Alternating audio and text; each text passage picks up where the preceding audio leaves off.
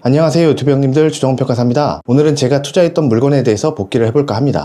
사실 제 기준에서는 실패한 투자라서 주위 사람들에게는 창피해서 차마 말하지 못했던 물건이긴 한데요, 또 실패한 투자로 얻는 교훈이 있었으니 경험을 공유하고자 이렇게 영상을 올립니다. 저는 남는 시간에 네이버 부동산에서 매물을 검색해보는 게 취미입니다. 이렇게 저렇게 클릭하다 보면 가끔 시세보다 싼 매물이 보이거든요. 그날도 여느 때처럼 밥 많이 먹고 배불러서 배 두드리면서 마우스 이렇게 클릭하고 있는데, 평당 시세가 1200, 비싸게는 1400까지 하는 동네에 평당 약 1050만원짜리 매물이 5억 5천에 올라와 있는 거예요. 깜짝 놀라서 자세를 고쳐앉고 흥분된 마음 상태로 물건을 분석하기 시작합니다. 오래된 1층 건물이 있는 땅이었는데 이 땅에 다중생활시설이라는 원룸 같은 걸 짓겠다고 생각합니다.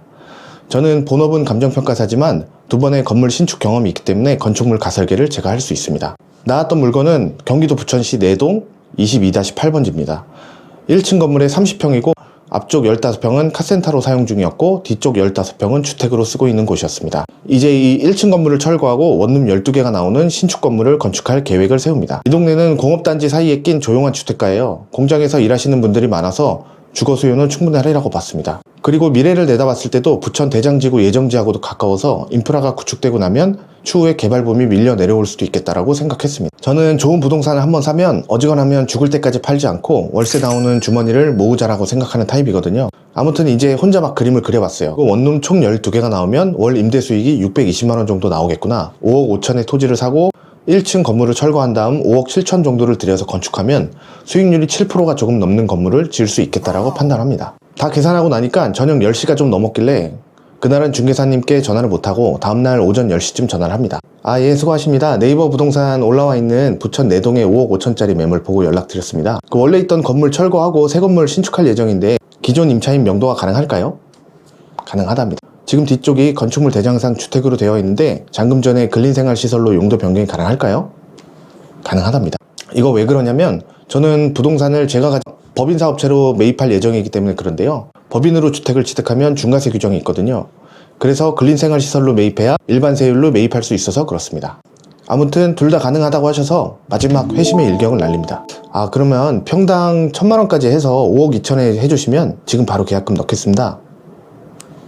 매도인분하고 상의하고 연락 주신답니다. 그리고 얼마 뒤에 연락이 와서 5억 2천은 안되고 5억 3천까지 가능하다는 답변을 받고 계약서를 쓰기 전에 계약금을 넣었습니다. 이틀 뒤에 계약서를 쓰는 날이 되어서 계약서를 쓰러 가는데 알고 보니 부동산이 서울 송파구에 있더라고요. 경기도 부천에 있는 물건을 계약하는데 송파로 오라고 하더라고요.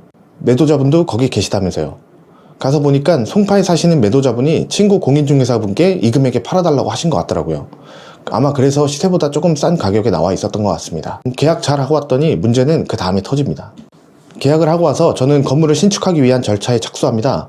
정식으로 건축 설계를 하고 건축 허가를 받고 시공사를 선정해야 되거든요. 계약일로부터 잔금 날짜가 한 달밖에 없기 때문에 서둘러서 일처리를 하고 있었습니다. 일단 잔금을 치르고 와서 2월 초에 설계가 완성이 됐는데 3월부터 공사를 시작해야 되니까 건축 허가 절차와 시공사 선정 절차를 동시에 진행했습니다. 이제 올여름이면 건물이 완공되겠구나 설레는 감정 속에 있는데 갑자기 2월 24일에 러시아가 우크라이나를 침공했다는 전쟁 소식이 들렸습니다.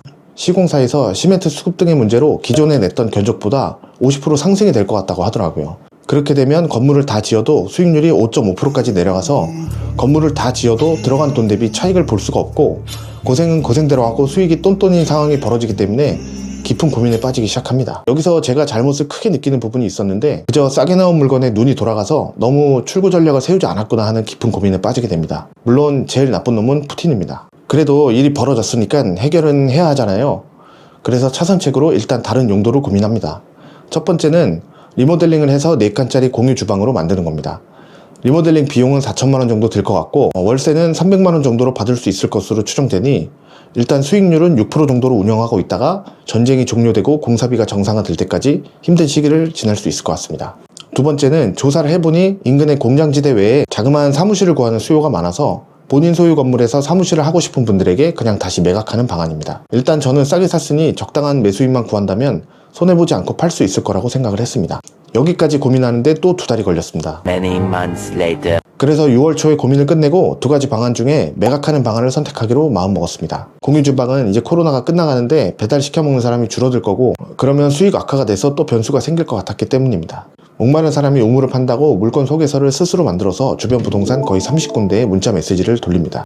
결국에는 4달 동안 매수인을 구한 끝에 4억을 구하고 싶은 매수인분을 만나서 10월 초에 계약을 하게 됩니다. 부동산 매도 금액은 6억 2천이고요. 부동산 매입 금액은 5억 3천입니다. 시등록세는 2,438만원, 중개수수료는 살 때 300만원, 팔 때 560만원 해서 860만원이고요.